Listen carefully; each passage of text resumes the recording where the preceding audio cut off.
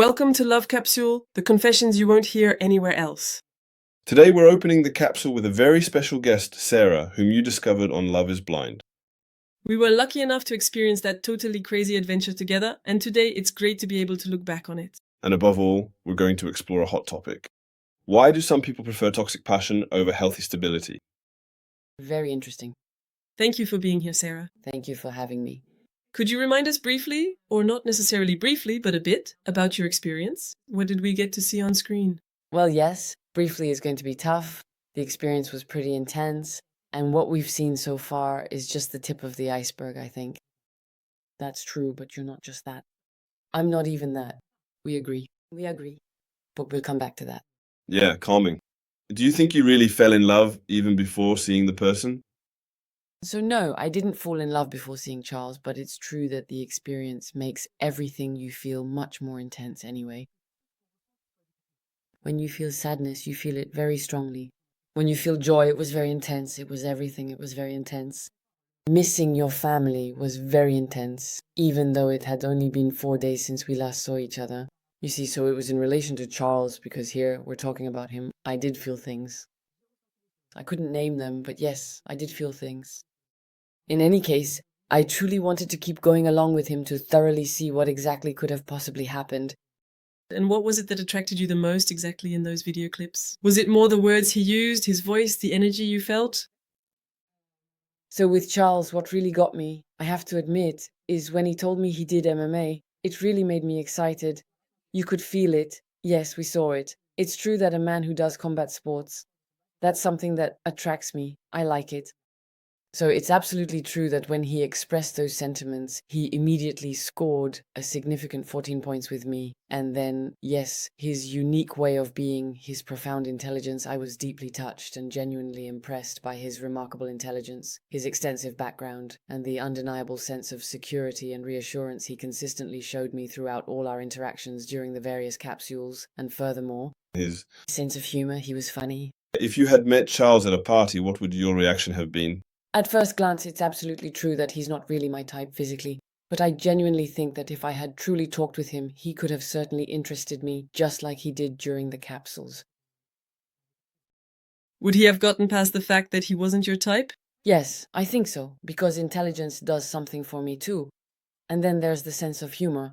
I talk a lot about intelligence, but above all, humor is really important to me. There are A lot, and that's something about myself that I really like. So, looking back, would you say that everything you developed for him in the capsules was real, or was it really amplified by the context?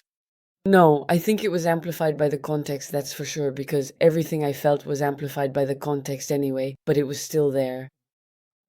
It was still there, and what I was feeling was there. Okay, throughout the show, we saw that you're a woman who truly knows what she wants. For me, you were behind a lot of the great bangers.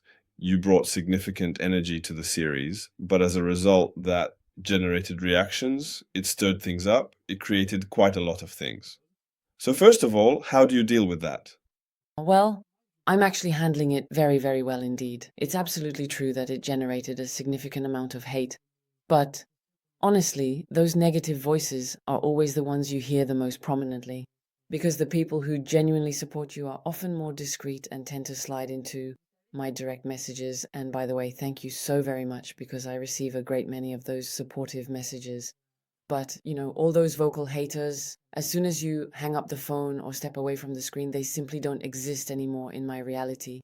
So honestly, it truly doesn't affect me in the slightest. These are individuals I don't personally know, who don't truly know me, and who mistakenly think they know me from just a few fleeting minutes on screen. Keep thinking whatever you want to think, and yes, I really don't want to blame the editing process, even though obviously the editorial line for me was very clearly the mean girl angle. But I'm not just that one-dimensional character. In fact, I'm not even that at all. Not in the least. Has Love is Blind changed your perspective on relationships? No, I genuinely do not think that is the case at all. I absolutely do not believe it to be true, not even for a moment. My conviction on this matter is quite strong. There was a very distinct moment in the show where you delivered Charles a clear ultimatum. At least that's precisely what I thoroughly perceived from what I witnessed, Julie.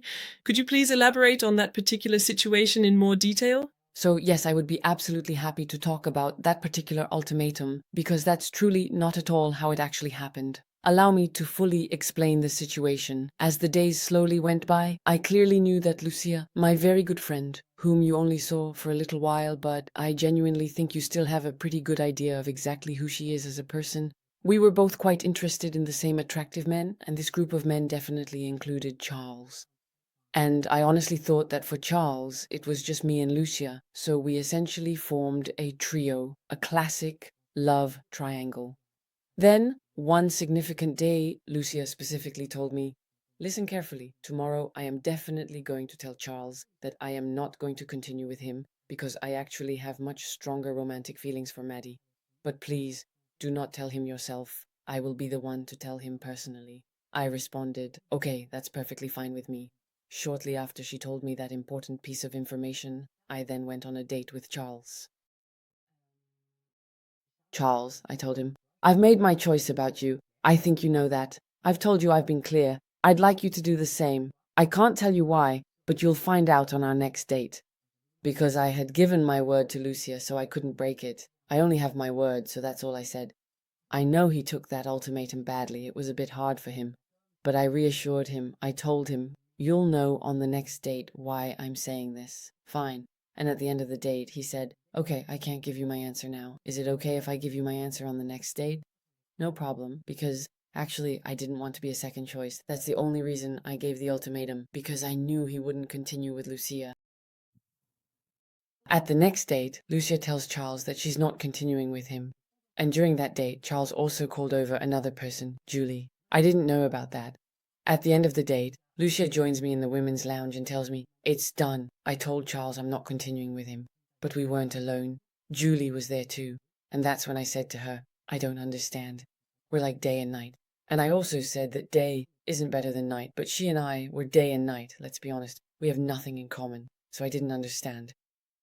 I go on the date with Charles, and right at the very beginning, in the first second, he says to me, about the ultimatum.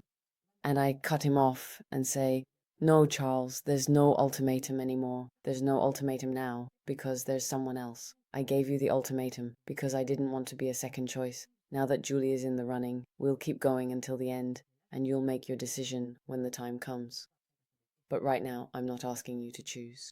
And at the end of that date, so after, we have an amazing date like all our dates. We laugh. Everything's perfect as usual, Charles and me. And at the end of the date, he says to me, "Listen, it's incredible because it's true that with you we haven't talked about so many things, but the feeling is there. It's with you that I want to continue." So I tell him, "You're sure?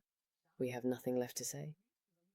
I leave. I see Lucia and I tell her what happened. So when he chose me, Charles was no longer under any kind of ultimatum. He chose on his own. And so I also tell him that the next day I'd like him to tell Julie. Not out of kindness, but so he doesn't go through the whole date. Now that he's chosen me, why keep going on the date, you know? So it was the last days of dates, and I'm in the women's lounge. I see Julie leave for her date, and I check the time with Lucia, and I see 5 minutes, 10 minutes, 15 minutes, 30 minutes, an hour, 2 hours, and I'm thinking, damn, she made him change his mind for sure, because the night before he promised me he'd continue, that he was going to choose, and it's okay, I don't blame anyone, it's fine. And in the end, they actually went pretty well together. But there you go, that's why I was so disappointed, sad. And yes, it's true that I'm not someone who shows my sadness because I feel like, well, too much vulnerability, people might think I'm weak. I'm more the type to be sad and cry alone, so yes, I might seem tough when I feel sad, but deep down I have a beating heart, so there you go. And then we saw everything that happened after. When I was disgusted, like the proposal, I walk into the lounge and I say, "He chose the other one," and that's it. It was completely legitimate for you to feel bad? You spent dozens and dozens of hours dating someone?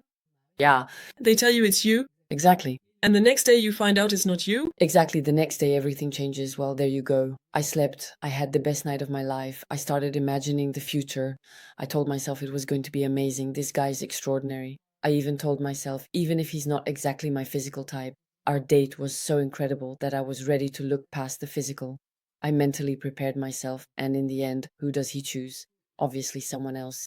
It hurt me, especially because I think I would have been less hurt if he had chosen UCA, because in the end, we're the same. We have the same values. We have the same sense of humor. I told myself, well, it must have come down to some small detail, something minor, you know? But here, I just don't get it. And then I tell myself, I don't know her. I don't really know her at all. Maybe she's a great woman, but I don't know her, so I can't say. From what I've seen, we have nothing in common. So there you go. And then you were sad. It was understandable. If you had done that to me, I acted like the girl, you know? You're there, all happy floating on air, and then suddenly the guy tells me, I choose you. But when I tell him nonsense, I don't choose anymore. I'd like to follow up on that. When you watched the footage, meaning a year later, how did you feel watching all those images? Especially in that famous episode of The Ultimatum. How did you write about it? How did you process it? And above all, the image you have of yourself throughout the episodes, which people can watch, love, or hate. But for you, how did you experience all of that afterwards? So when I watched it back in the end, I felt like my story wasn't really told. But you could still see a side of my personality. That I'm someone who's straightforward, direct. I say what I think. I throw out punchlines. That's just how I am. There's a lot of irony and second-degree humor. If you take me at face value, then you really haven't understood me at all. That's why, honestly, people who take everything literally, it's crazy. When I see the messages I get, I'm like, you're so off the mark. Seriously, I feel bad for them. Like, what kind of lives do these people have, taking everything at face value? Damn, do they ever laugh, you know? I just think, wow.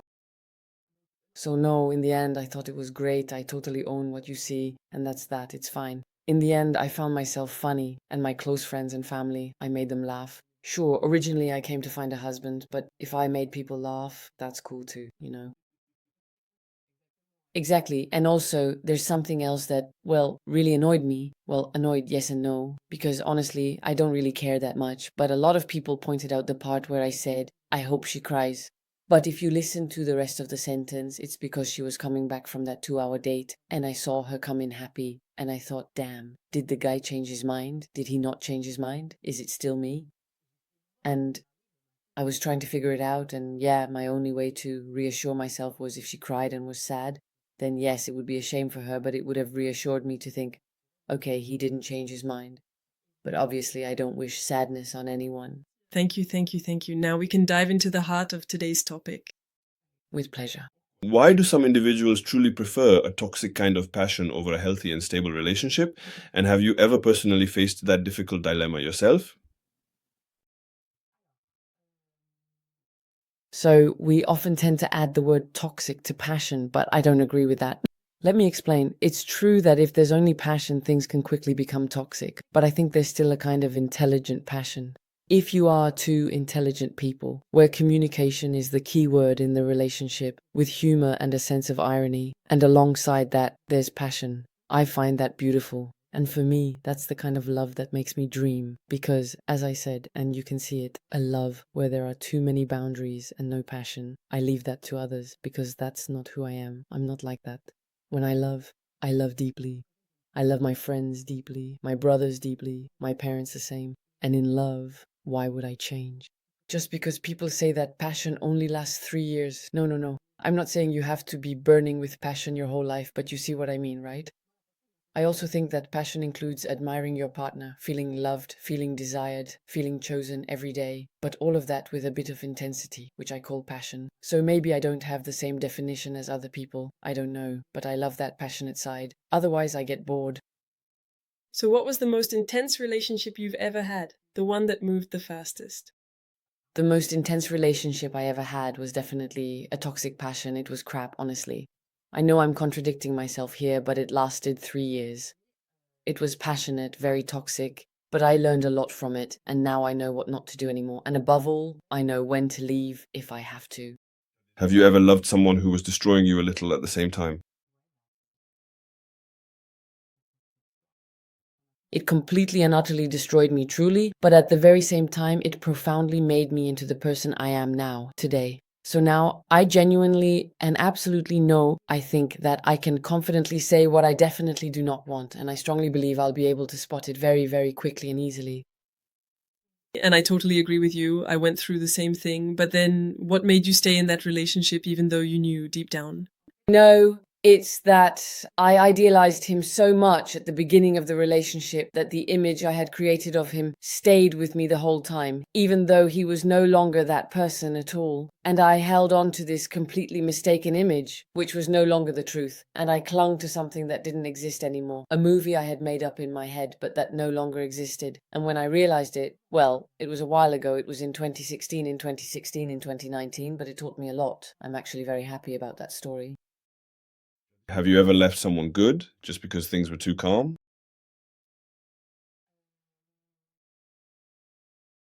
No, I really don't think that I have ever been with someone who was just too calm,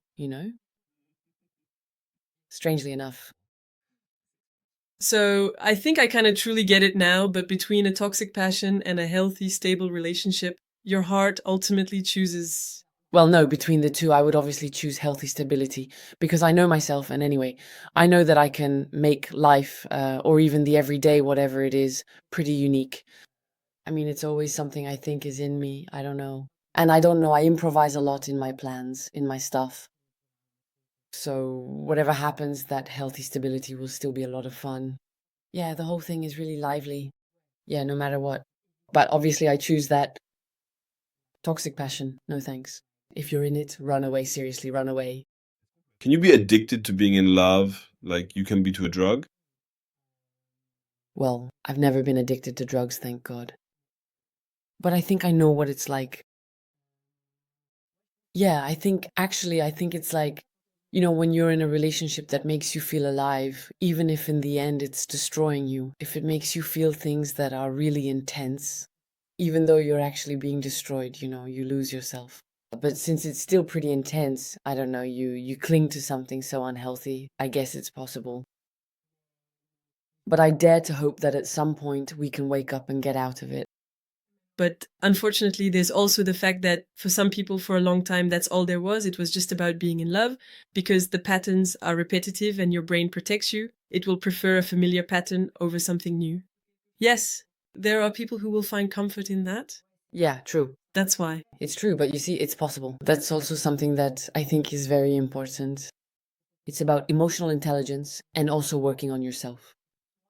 Honestly, the person I was some time ago and the person I am now, I'm two completely different people. I have a lot more patience than before, I listen much more than before, and I have much more understanding than before. I've learned to agree on the fact that we don't agree. That's something no one ever taught me, and that I also learned by observing. I observe people a lot, how they express themselves, how they speak. I also draw a lot of inspiration from certain couples, from my friends.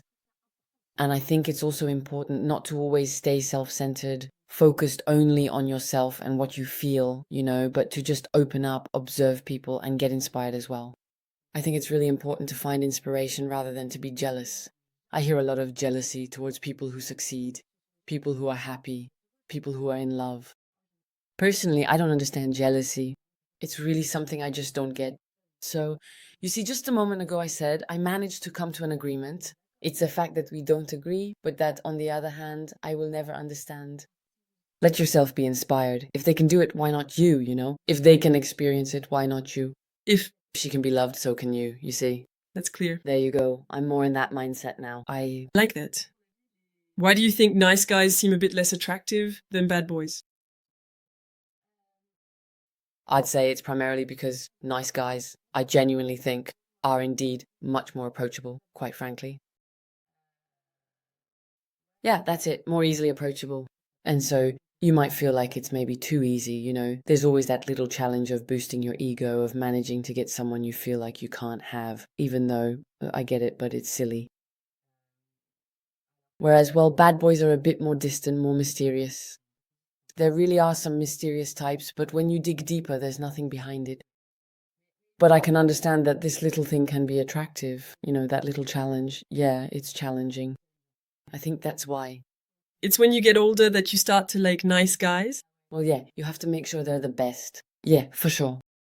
Do you think our childhood wounds decide who we love?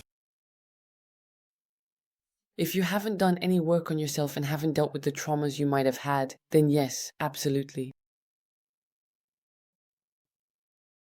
Society sells us dramatic passion as if it's true love. Oh, yes. The great love stories on TV are often dramatic, it's all about passion. Yeah, yeah. So if that's, what do you think about it? Well, I think it's not true, but that's what sells. Because if you make a movie about a couple where everything goes well, where they're just laughing, living the van life, where there's no drama, no third person getting involved, no cheating, none of those things that end up making us suffer, well, unfortunately, that doesn't sell. It's funny, I'm going to draw a parallel. Or she's filming me with the guns, you know? Maybe. Only people with intelligence can understand? We're going to move on to the debate session where I'll ask a question and all three of us can answer. Would you rather live at 200% and suffer or be at peace and get bored? At peace. Oh yeah, or the girl. There's no hesitation. Peace. Peace and freedom, I think those are they're the most beautiful words that can exist. But at least like 5 or 6 years ago, I would have said live intensely. Now I'm like you, like peace is good. Yeah, me too. Me too. Yeah, exactly. I think when you've really lived at 200%, you've had the most passionate stories you tell yourself. Don't want anymore. I can't anymore. Oh yeah, no, that's enough. It was cool, thanks. Yeah, I don't have energy. it kind of gives me like, it gives me your line, I saw it.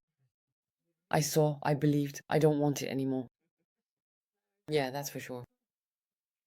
But you, by the way, Me, I'm a big joint, 100%. for you, it's true, it's peace. For you. Really, now it's good. I prefer to be calm, not bothered. Oh yeah, no. You good? Nothing. For sure. And in your opinion, why are there always some people who sabotage themselves, which is pointless? Because I think they're people who stop themselves from being happy and who are afraid of happiness. And precisely because of that, they're stuck in patterns where they've experienced a lot of suffering, a lot of rather chaotic, conflictual situations. And so, since these are people who have only ever known that, well, that's all they know. And then, once they get a taste of happiness, well, I know, I'm speaking from experience. My ex, that's exactly how it was. It completely freaked him out. He was afraid of happiness, but he couldn't make himself aware of it. But I could see it. But after talking with him a few years later, he told me, yes, that's exactly what it was. He did a lot of work on himself. Now he finally allows himself to be happy. Because, well, it might seem strange, but sometimes happiness can be scary. Depending on what you've been through, your childhood, your environment, it's sad, but that's how it is. We've already talked about it, but when people have always had that kind of relationship with people who are a bit toxic or in the midst of all that drama, changing that pattern can really throw you off. Meeting someone who's super kind, super chill, who won't hassle you every time you do something, who won't interrogate you when you get a text and so on, can be unsettling. And you think, wait, is he really mine? Is it normal that he lets me dress however I want? Is it normal that he really lets me do whatever I want? Or is there something wrong here and so on? And so the person who's receiving this new information starts thinking, I don't know, maybe I'm creating drama. I think it's because we're stepping out of our usual zone. Of comfort. Exactly. There. There's nothing better than... So what is she agreeing to? There's nothing better than stepping out of your comfort zone, honestly, for everything. It's not easy. It's that your brain doesn't like it. It's like food. Your brain doesn't like it. It's new, which means danger. Actually, it's something that it's not. I prefer chaos, but chaos that I know. And if there's something so familiar, then it's okay. On the other hand, something new, even if it's good for me, my only goal is to protect you. So protecting you means sticking to what you know. Yeah, that's it. You just have so much of not wanting to be like that. For me, my life is about getting out of my comfort zone. But honestly, you see, for example, I started stepping out of my comfort zone at 24, but when it came to love, I kept repeating the same patterns. I would sabotage things with someone good. It was like I would set everything up so that as soon as things were going too well, it wouldn't feel normal. Oh yeah, it's a good thing you met Stan now, and not before. Oh yes. I would have messed it up. It would have been a shame to ruin this beautiful story. That's for sure. In your opinion, how do you know when you've fallen into a toxic passion? Well, if I talk about myself, I stop eating. I lose my appetite. So when I'm happy, I eat. When I'm sad, I can't eat. And I don't... It's the body that's reacting, Yeah, so for some people, it's the opposite. When they're sad, they eat, right? So for me, that's how I know, at least in my case. Even though I think now, with my experiences, I could handle it, they know beforehand. But anyway, I still talked about it. And what do you think? What's the first sign that we always ignore, but deep down we know things are going to end badly? lack of communication. Lack of communication. And for example, I don't know, I wouldn't say the first argument, but maybe at the first difference of opinion, if you see that the person is really listening just to reply and not to understand, that's the first thing I look for. It's really, personally, I listen very actively, and I need the person in front of me to do the same, to listen, to understand, and not just to reply. If you observe people, you'll see that many listen just to respond. And I find that such a shame, and now I avoid that. Whether it's in friendship or in love, it's clear. So, what exactly is your best advice to truly stop chasing what consistently hurts you? To love solitude. That's it, loving yourself and learning to love alone time. I know I love my alone time. It's really something I cherish when I go home, take off my makeup, shower, put on my pajamas, my china on my head with my little dog, watch my movie. No, but there, I wouldn't like anyone next to me. There you go. That's something to learn. Except Lucia. Oh no, but Lucia, it's me. I even know what I heard. Oh yes, no. No, Lucia is me. So when I say me, there's no, my moments alone together. It's more like a little cuddle in the heart. Are you trying to see what is the most underrated thing in a healthy relationship? Kindness. Yeah, just kindness. If you had to give a punchline to someone who thinks that without drama there's no love, what would it be? Just get into your first toxic, passionate relationship and then come back and tell me that same thing. I doubt it. I really doubt it. But sometimes, too many theories without practice are worthless. So it's the people who are convinced of that who need to experience this passion. To experience that passion that's going to destroy you, and then you'll be able to rebuild yourself with a clearer mind. Just before we say goodbye, we've talked about all your experience. Could you tell us what you really take away from the Love Explained experience? Yes, well, it was an extraordinary experience. I met some wonderful people. Honestly, I love you all. Well, almost all of you. That's quite a few, so that's cool. And I didn't find my soulmate, but I did find my twin soul. It's from UCA. And honestly, I gained a friend for life. I don't cry much. And I'm not going to do it now. But honestly, I could cry because I met one of the most wonderful people in my life. It's true, she really is a wonderful person.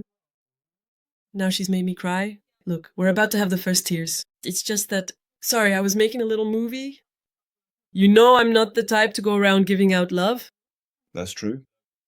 It was quite a... Look, she's crying, look. It's on camera, guys. Well, yeah, it was just so good. All right, we're going to wrap up again. It's a beautiful emotion. Thank you for sharing everything you wanted to give, for being open with us. It was really a very good performance.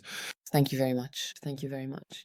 And you, have you chosen passion over stability? Tell us in the comments. See you soon. See you soon. Bye-bye.